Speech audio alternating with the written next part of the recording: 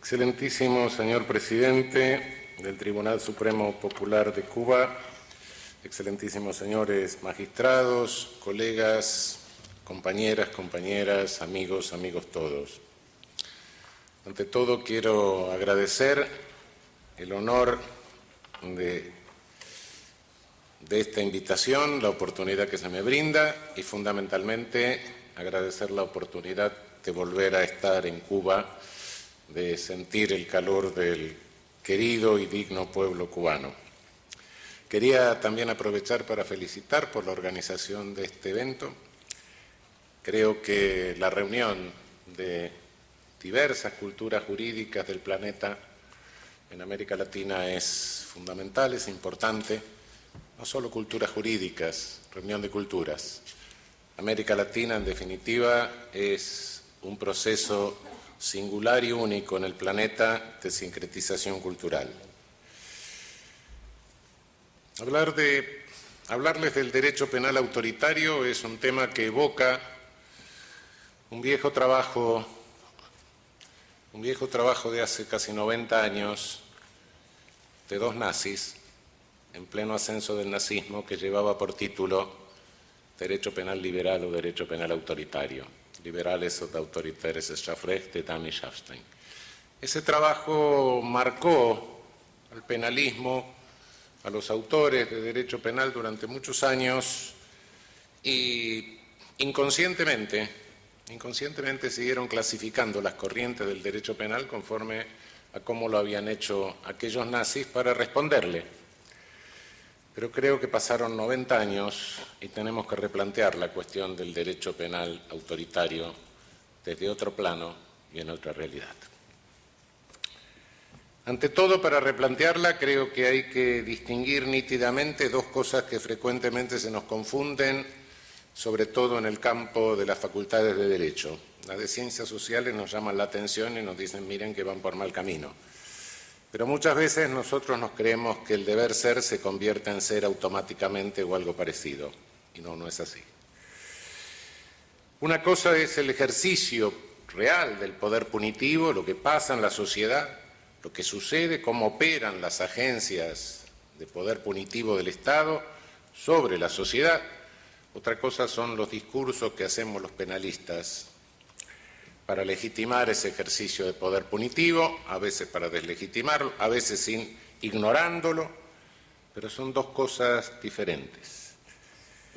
Y lo que tenemos que tener fundamentalmente en cuenta es que el discurso que hacemos los penalistas es un discurso que no se mueve por una lógica de ajedrez, sino que tiene un sentido práctico, un sentido pragmático. Es un discurso que sirve para entrenar a los futuros operadores, por un lado, pero que por otro lado tiene la aspiración de que los jueces lo hagan suyo para convertirlos en sentencias. Y como decía el presidente hace un momento, no nos podemos olvidar que cada sentencia es un acto de gobierno. Cada sentencia es un acto de gobierno de la polis. Es decir, cada sentencia es un acto político. No será partidista, pero es político. De modo que el discurso penal, de alguna manera, y sin de alguna manera, siempre es, en definitiva, un discurso político. Técnico, pero político. En realidad, cuando vemos por qué el poder punitivo se convierte en un eje y nuestros discursos pasan a dar lugar a una discusión en todos los lugares del planeta en este momento y sobre todo en nuestra región latinoamericana. Bueno, el poder, toda sociedad tiene poder y hay dos poderes que siempre, dos formas de poder que existen en toda sociedad, incluso preestatal. Uno es el poder de resolver conflictos, lo que hoy elaboradamente sería más o menos el derecho privado, el derecho civil. Otro es el poder de contener procesos lesivos en curso inminentes, que sería la coerción directa del derecho administrativo. Pero hay una tercera forma que es la punitiva. Esta, en las sociedades donde predominan relaciones horizontales, es una forma de poder que solo se da casi en la traición a la sociedad directamente, al grupo, está muy poco desarrollada. Pero a medida que las sociedades se van verticalizando, este poder punitivo se va acrecentando. El soberano, el príncipe, el señor, la república o quien sea, va diciendo cada vez más, estos conflictos me afectan a mí. Y se produce lo que se llama la confiscación de la víctima. Y la sociedad se va verticalizando a través del poder punitivo. Y cuando una sociedad se verticaliza mucho, a través del poder punitivo, lo que hace es colonizar a la vecina. Y este es, en definitiva, el proceso de colonización que a partir de la revolución mercantil del siglo XV, Europa extiende por el resto del planeta, es decir, el proceso a través del cual Europa primero se verticaliza sus sociedades en forma de ejército y después se lanza a colonizar el resto del planeta. Es decir, cómo Europa se lanza a subdesarrollar el resto del planeta. Esta misma verticalización hace que la sociedad sea poco dúctil, que no se pueda adaptar a nuevas condiciones de transformación del ambiente. Y esto fue lo que provocó, en definitiva, que allá por el siglo XVIII, cuando se transformó el ambiente, la revolución industrial haya dado lugar a una transformación del poder central, porque las potencias ibéricas que nos colonizaron no pudieron adaptarse a las condiciones productivas de la revolución industrial.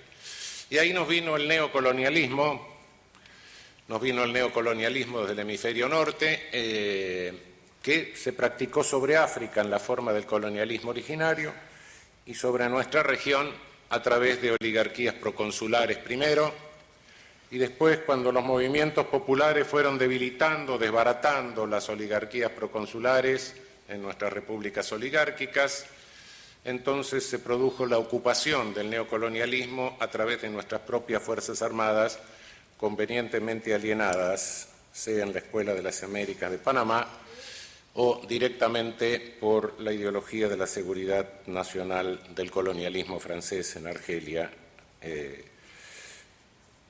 Pero ahí terminó el neocolonialismo y ahora estamos en una etapa distinta de la que me volveré a ocupar después, que es un tardo colonialismo o una fase avanzada del colonialismo, con lo cual plantea el problema del poder punitivo de una manera diferente.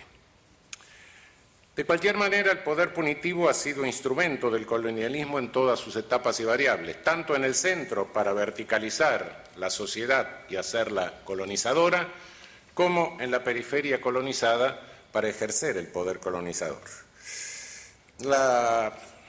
Y nosotros hemos estado discurseando siempre en el ámbito penal en una contradicción permanente, en pulsiones por la expansión del poder punitivo y pulsiones por la contención del poder punitivo. No puedo ocuparme aquí por razones de tiempo de todos los detalles y momentos en que se produjo una pulsión de expansión, una pulsión de contención.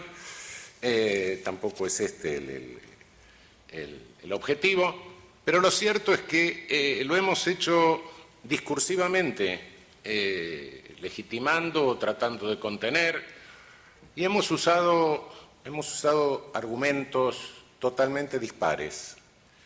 Desde el punto de vista argumental, no hay un único derecho penal autoritario. Esto no es cierto. Podríamos hablar de derechos penales autoritarios, pero si nos metemos en todos los argumentos, si nos metemos en todos los vericuetos por los cuales hemos ido legitimando a lo largo de siglos la ampliación del poder punitivo, nos perdemos. Nos perdemos porque se ha hecho ya por vía de idealismo, de realismo, de materialismo, de espiritualismo. En fin, no hay discurso que no haya apelado a cualquiera de los argumentos ideológicos y del embrollo filosófico ideológico que podía haber en cada momento para tratar de legitimar una ampliación del poder punitivo. Si nos adentramos en eso, nos quedamos enredados. Incluso nos podemos quedar enredados en nuestro propio discurso.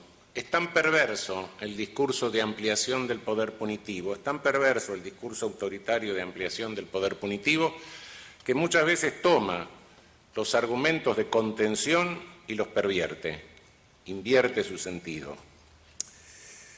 Por eso si queremos reconducir el hilo y decir, bueno, pero ¿qué hemos hecho los penalistas? ¿Con qué ideas nos hemos valido? Y dar una cierta aproximación a esos distintos movimientos. Yo creo que tenemos que proceder de una manera diferente a como procede nuestra manualística. Nuestra manualística procede, no se remonta más que hasta el siglo XVIII. En el siglo XVIII, si dice algo antes del siglo XVIII, lo toma como antecedente. Se queda en la superficie, en el antecedente histórico, en lo coyuntural del antecedente, y creo que hay que proceder de modo diferente. Creo que tenemos que tomar todos los discursos autoritarios y sacarle lo que son modalidades de lenguaje, lo que son modas académicas, lo que son estilos y lo que es conocimiento científico y cultura de cada momento. Si le sacamos eso, nos vamos a encontrar con un esqueleto de pensamiento, una especie de mampostería del discurso, y lo curioso es que cuando llegamos a las mamposterías del discurso pasa algo terrible. Compañeras, compañeros, hace 500 años que estamos andando sobre las mismas estructuras discursivas. Son como modelos de computación, como programas de computación, que los podemos alimentar con unos datos y después los vaciamos y le damos nuevos datos. Los cambios culturales, circunstanciales, coyunturales, son esos datos, pero el modelo de computación es el mismo. Y todos esos modelos de computación, por supuesto, parten de Europa, de donde partió la colonización después de la verticalización de esas sociedades. Y se remontan, en definitiva, a la vieja fuente romana. Todos sabemos que nuestro saber jurídico penal se va haciendo doctrina, se va haciendo ciencia, si les gusta, a partir del norte de Italia, con la llamada recepción del derecho romano, que recibe a Justiniano los libris terribilis del digesto. Justiniano había recopilado las leyes más terribles de todo el Imperio Romano, cuando unos generales se daban golpe de Estado entre ellos y después se proclamaban emperadores, y eso es lo que empiezan a leer en las universidades del norte de Europa y empezamos a hacer ciencia penal. Ciencia penal que, bueno, de alguna manera, con los glosadores, los posglosadores después, los prácticos, se va alimentando con filósofos, se va alimentando con aristotelismo, platonismo, etc. Y de esa manera va dando lugar a un derecho penal retributivo, culpabilista, por así decir. La pena tiene que ser la retribución del grado de culpabilidad, entendiendo que el sujeto elige. De alguna manera tenía un límite.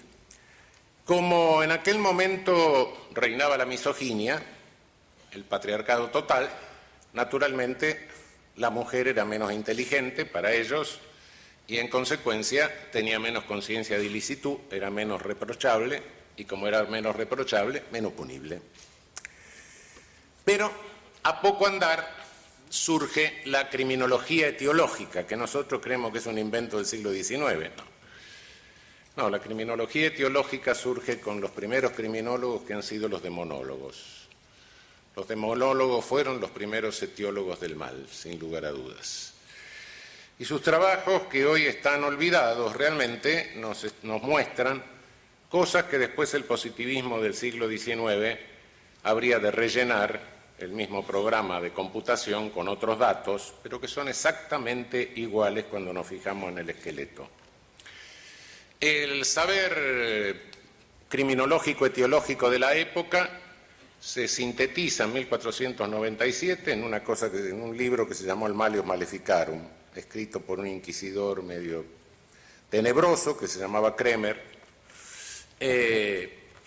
sobre quizá la decadencia, el momento de decadencia de la Inquisición medieval. Pero claro, había un problema, penaban a las brujas. ¿Por qué? Porque la bruja hacía un pacto con el Satán, con el demonio, que era el traidor, entonces incurría en traición. ¿Quién podía hacer un pacto con Satán? Tenía que ser un ser inferior. ¿Quién era un ser inferior? Conforme a la misoginia del momento, la mujer. Pero entonces, si era inferior, ¿cómo la podían penar más? La peligrosidad, el derecho penal de peligrosidad. Sí, bueno, pero bueno, ¿y qué pasaba en los aquelarres? Y en los aquelarres pasaban cosas raras, y entonces resulta que había hijos de Satán. No había hijos de Satán, porque Satán y sus muchachos eran espíritus, entonces no podían concebir, engendrar. ¿Pero qué hacían?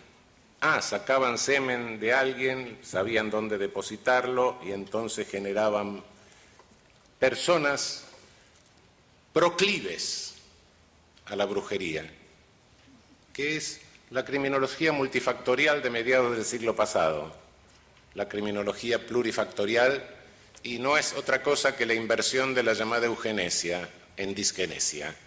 Lo de Galton, aquella eugenesia de efecto negativo que fue alegremente difundida en Estados Unidos, castrando personas, esterilizando, etcétera, y después transferida a Alemania. La eugenesia no fue originaria de la Alemania nazi, sino que antes estuvo en Estados Unidos. Hubo 28 estados que tenían leyes de eugenesia obligatoria, e incluso hubo financiamiento de alguna fundación norteamericana para la fundación del primer laboratorio de eugenesia de la Alemania nazi. Todo esto, como vemos, si leemos el Malleus y le sacamos lo coyuntural, nos queda en el esqueleto. Derecho penal de culpabilidad contrapuesto con derecho penal de peligrosidad, criminología etiológica biologista, eugenesia, disgenesia y modelo integrado, como el de von List y el de Ferri. Si la criminología me da la etiología del delito, el derecho penal me dice cuáles son las manifestaciones, tengo el derecho procesal penal como para neutralizarlo, y tengo la ciencia policial, la criminalística, como el conjunto de signos. Todo eso lo tenemos en el Malleus Maleficarum, muy bien trabajado. 4 siglos después serán la Enciclopedia de las Ciencias Penales de Ferri o la de Franz von List. Modelo integrado, como lo llamaba en su momento Alessandro Baratta. Pero también en el 1300 y algo, también hubo un autor, Johann Nieder, que escribió un libro que generalmente se publica junto al Malleus, que se llama el Formicarius, el hormiguero. Nieder, interesante el tipo, dice, miren, el modelo de sociedad de las hormigas es un modelo en el que Dios nos muestra en estos bichitos un modelo ideal de sociedad. Es mucho mejor que el panal, porque el panal de abeja tiene reina. El hormiguero no, el hormiguero es una república. Cada uno de estos bichos lleva en sí la idea de lo que tiene que hacer, la idea de la justicia. Pasarán 600 años. Y eso es nada más ni nada menos que el derecho penal de voluntad, el Willensstrafrecht del nazismo. Para el nazismo, el hormiguero era la comunidad de la raza, la comunidad del pueblo, la Volksgemeinschaft. Esa comunidad del pueblo estaba integrada por todos los de raza aria superior. Y en consecuencia, cada uno de los individuos de esa raza llevaba íncito en sí el sentido de justicia. Pero algunos se degeneraban. Entonces la función del derecho penal consistía en eliminar a los degenerados, depurar la comunidad del pueblo, depurar el hormiguero de las hormigas que no hacían las celditas como correspondían o no llevaban el alimento que correspondía al hormiguero. Nada nuevo bajo el sol. Bueno, puede ser, cuidado, hay terapias, sí. Siglo XVI hubo un señor Janvier.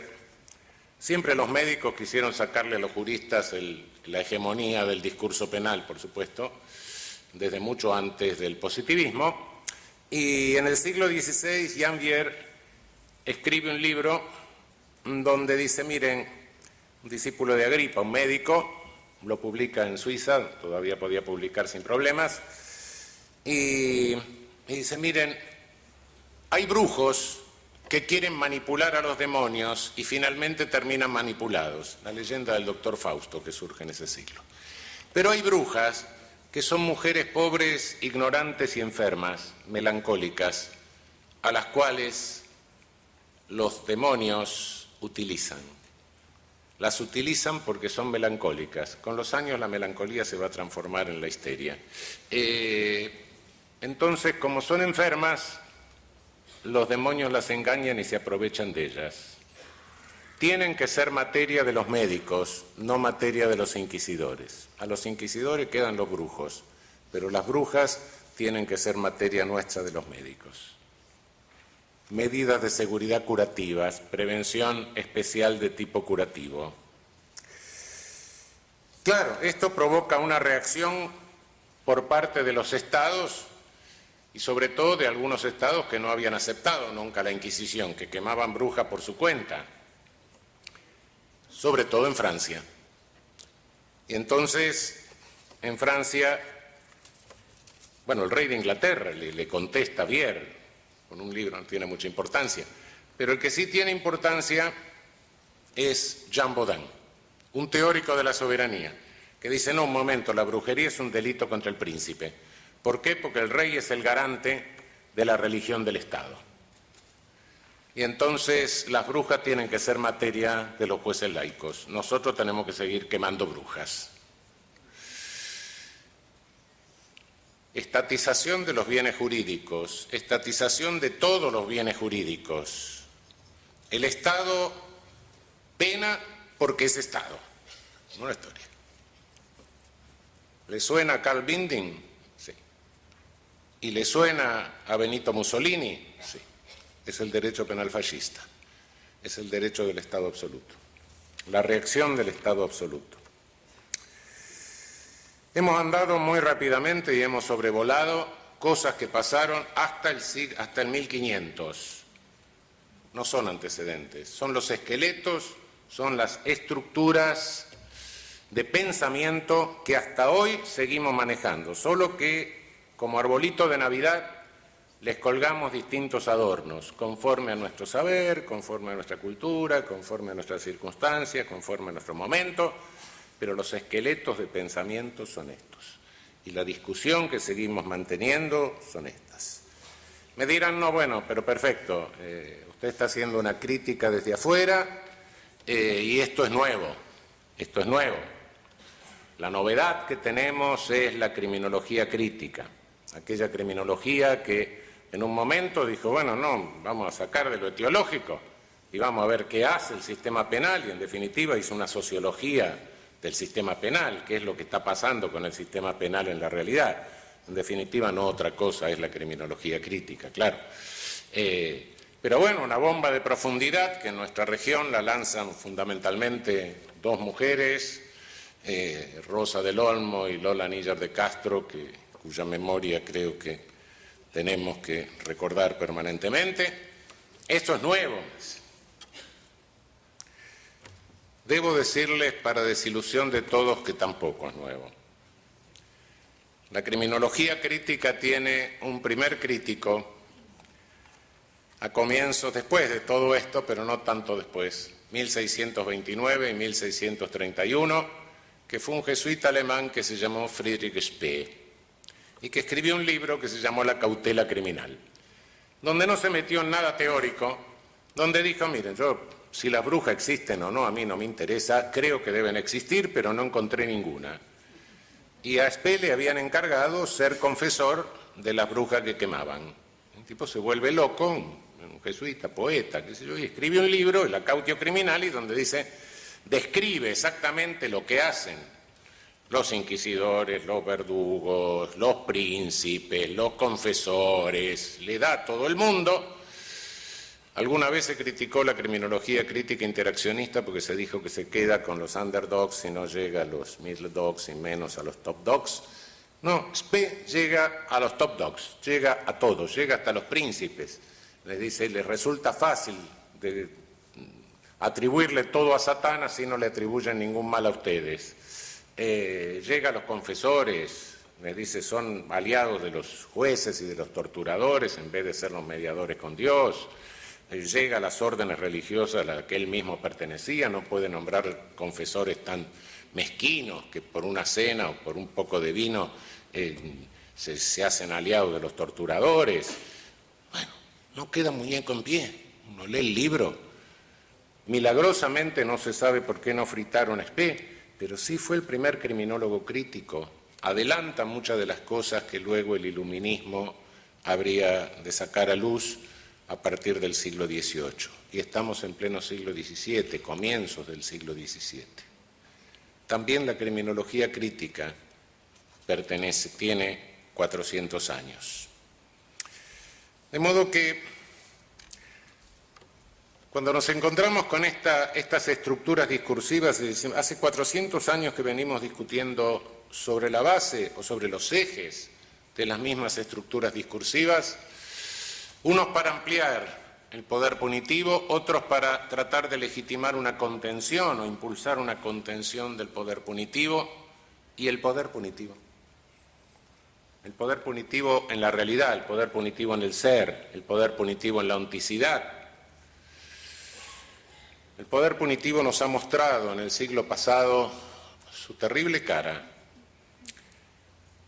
Depende de los cálculos que se hagan, si la hambruna se incluye o no se incluye, pero lo cierto es que en los cálculos más optimistas, 1 de cada 100 de los habitantes del planeta en el siglo pasado fue muerto por los estados en ejercicio de poder punitivo, fuera de circunstancias bélicas, fuera de confrontación bélica. Es decir, por lo menos 1 de cada 100 habitantes del planeta fue asesinado por un Estado.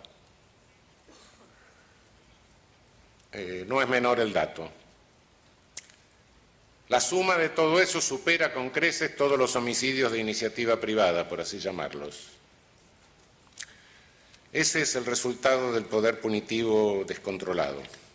Y hoy vemos que las consecuencias más o menos comunes que se legitiman mediante las racionalizaciones que se fabrican en el ámbito de la doctrina penal y que corresponden a echar mano de una o de otra de estas estructuras, a veces a confundirlas, a veces a mezclarlas en forma incompatible, porque hoy parece que la coherencia tampoco interesa mucho, podríamos sintetizarla de la siguiente manera.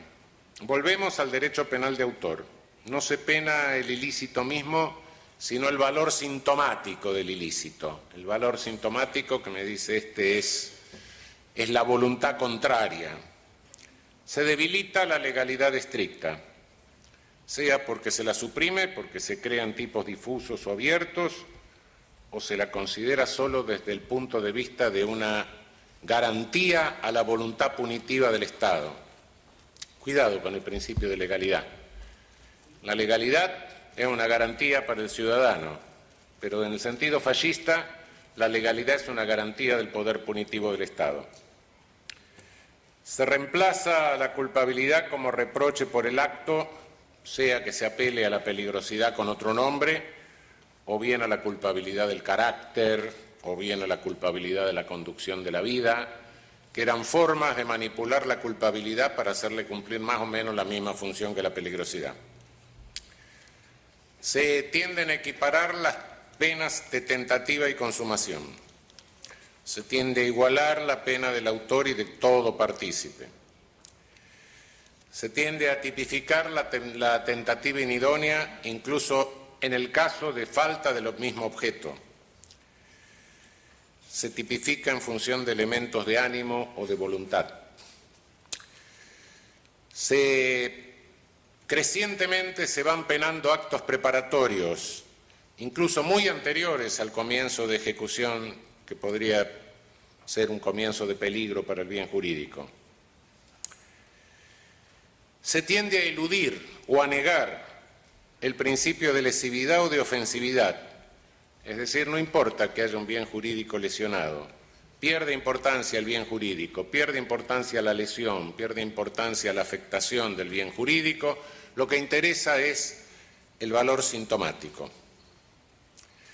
Esto a veces no se confiesa, pero hay una tremenda elusión del principio de ofensividad o de lesividad mediante la creación constante de los llamados delitos de peligro abstracto. El peligro es peligro, pero el peligro abstracto es una presunción de peligro, es decir, un peligro donde no hay peligro. Se inventan bienes jurídicos inexistentes, se clonan bienes jurídicos. La seguridad es un bien jurídico, la seguridad no es un bien jurídico. Cuando a alguien le dan una trompada en la cara, lo que le afectan es la salud, la integridad física, no la seguridad. Hay una creciente desproporción de la pena con el grado de culpabilidad e incluso con la gravedad del ilícito. Se neutralizan los límites de la pena convirtiéndolo en una medida de seguridad. Se introducen presunciones, iuris et de iure, que no admiten prueba en contrario. Las definiciones de habitualidad se reemplazan por el norteamericano three strikes out. No se cuida la intrascendencia de la pena, no importa que trascienda a terceros, más bien se busca que trascienda a terceros. Esto tiene efecto sobre la contaminación de la sangre, la vieja contaminación de la sangre, trasciende la pena a la familia. Se crean tipos de sospecha, se permiten tratamientos médicos invasivos de la peligrosidad y de la privacidad. Abundan elementos normativos típicos, se inventan atenuantes por delación. Se inventan agentes provocadores, es decir, el Estado manda a alguien a cometer delitos para prevenir delitos. Hay alguna tendencia a la impunidad de los crímenes de odio. Bueno, pero todo esto que está pasando, ¿a qué se debe? ¿Cuál es el panorama en el que estamos viendo este recrudecimiento del derecho penal autoritario? Vuelvo al comienzo. Terminó el neocolonialismo. Estamos viviendo una etapa diferente. El capitalismo mundial cambió. El capitalismo se concentra en grandes corporaciones transnacionales. Esas grandes corporaciones transnacionales le ponen sitio a la política, dominan la política, tanto en el centro como en la periferia. Los clásicos puentes entre política y establishment ya no se mantienen porque el establishment se comió a la política. La política perdió poder, el poder está en manos de corporaciones y las corporaciones no están en manos de los dueños del capital, sino en manos de empleados que son los Chief Executive Officers. El Estado pierde el poder de mediación en las fuerzas de producción entre capital y trabajo porque no hay quien se siente por el lado del capital. Lo único que hay es un empleado de la corporación que no es el dueño del dinero y que la única misión que tiene es obtener la mayor ganancia en el menor tiempo. Y si no la obtiene es reemplazado por otro porque hay miles que están ansiando ocupar su lugar. Estas enormes corporaciones, como parte de ellas, tienen corporaciones mediáticas, monopolios de medios masivos de información, sobre todo en América Latina. Llámese Televisa, llámese Regi Globo, llámese Clarín, llámese como se quiera llamar. Las corporaciones mediáticas son creadoras de realidad, a lo cual contribuye también toda una creación de realidad virtual.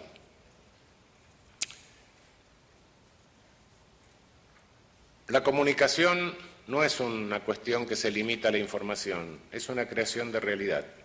Vivimos en una realidad creada desde la reflexología, desde la fenomenología sociológica de Berger y Luckmann, en el clásico librito que en cualquier escuela de comunicación se lee, sabemos eso, es creación de realidad.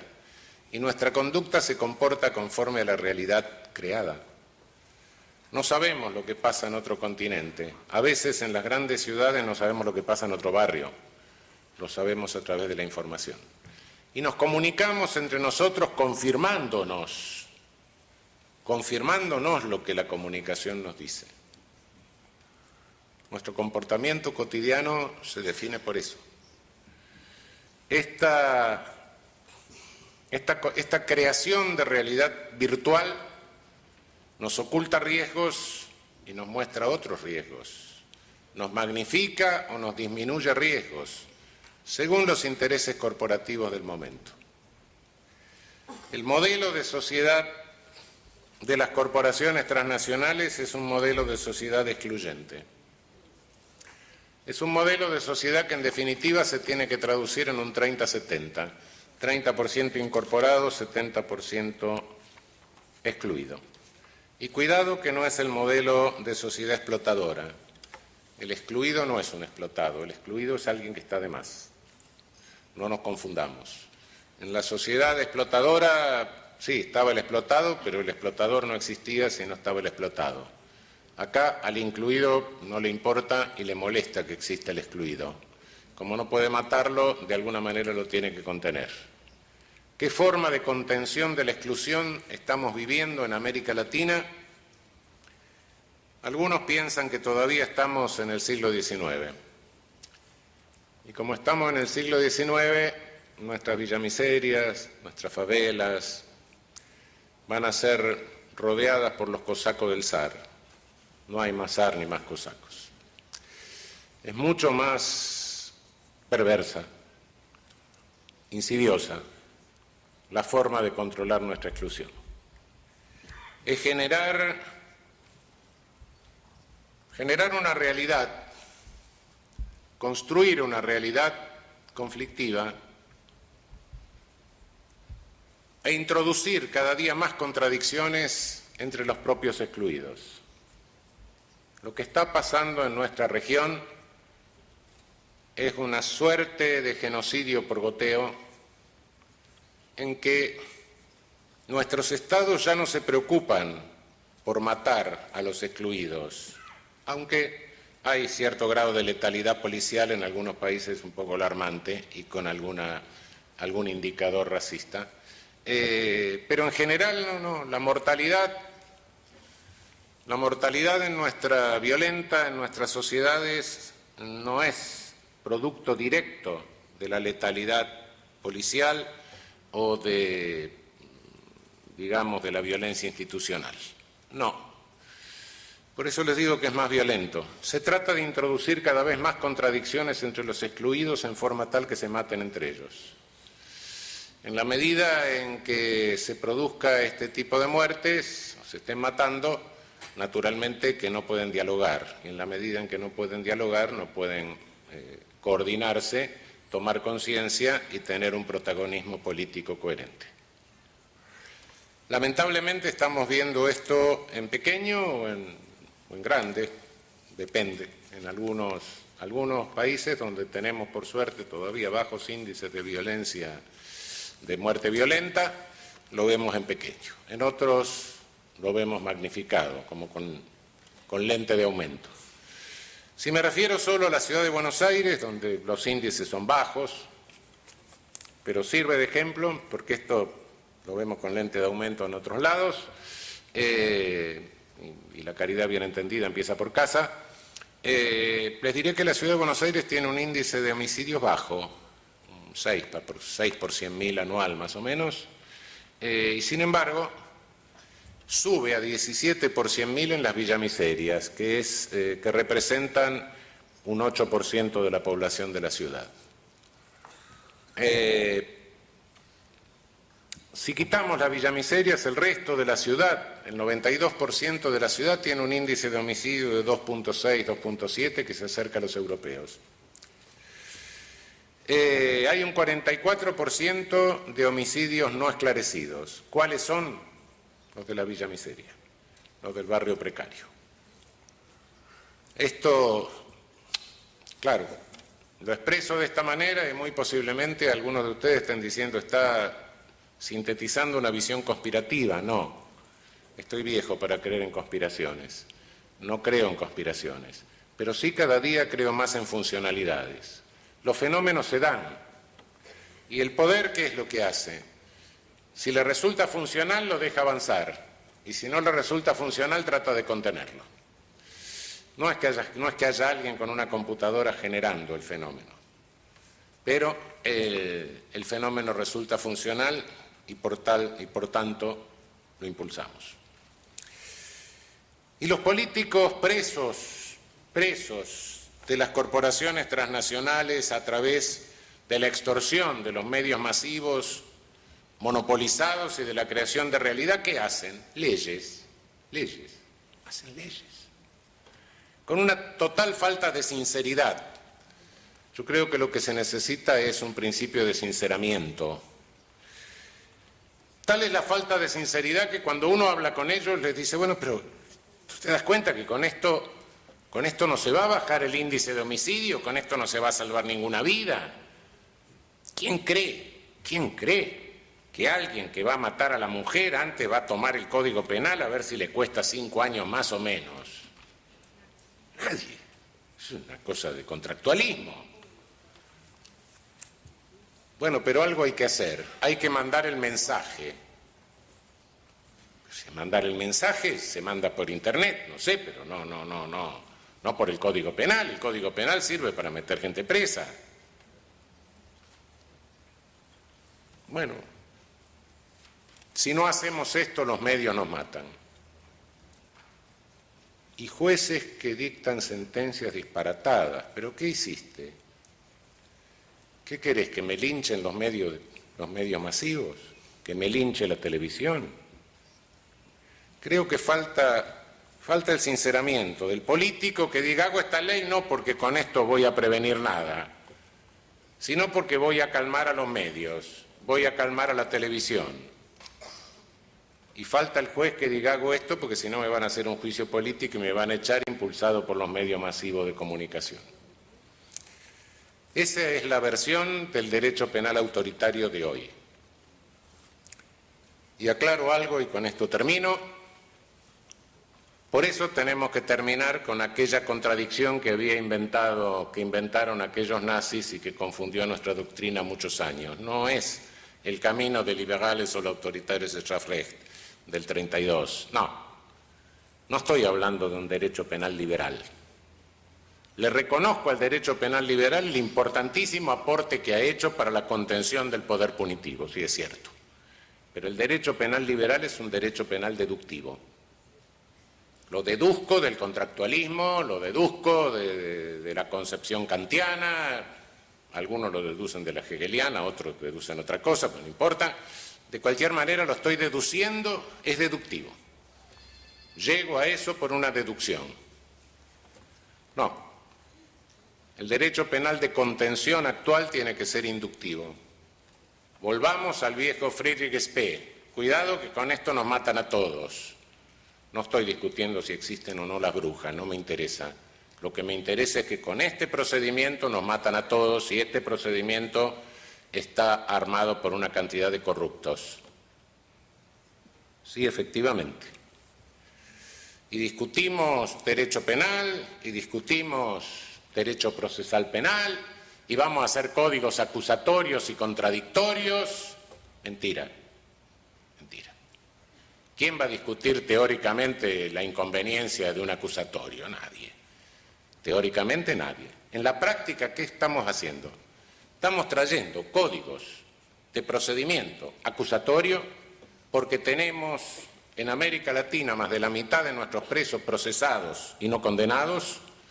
Entonces tenemos presos sin condena, entonces vamos a hacer un acusatorio, claro. Hacemos el acusatorio y ¿qué traemos? La plea bargaining, como en Estados Unidos. 97% de los procesados son condenados sin juicio, por negociación. Entonces ahora tenemos, sí, tenemos presos sin condena, después vamos a tener condenados sin juicio. Suprimimos el juicio a través del juicio abreviado, con el pretexto doctrinariamente de que hemos hecho un acusatorio. Y en realidad lo que hemos hecho ha sido suprimir el contradictorio a través de una negociación. Negociación que sabemos que supone un cierto grado de extorsión. Sí, claro. No se trata de deducir un derecho penal liberal, no. Se trata inductivamente de ver que cada sentencia y cada doctrina que estamos enunciando repercute sobre un dato de la realidad social. Es o un proyecto político o una decisión política. Y eso tiene una consecuencia en la realidad social. De esa consecuencia, de esa realidad social, de ese ser, es de lo que tenemos que inducir un derecho penal de contención, un derecho penal contraautoritario. No estamos en una deducción de ninguna gran construcción, sino de una inducción a partir de los hechos de realidad y fundamentalmente de los hechos de una realidad letal. Un distinguido político y líder de mi país decía que la única verdad es la realidad. Y realmente en estas cuestiones la única realidad son los muertos. Contemos muertos y veamos cuántos muertos ahorramos o cuántos muertos causamos. Muchísimas gracias.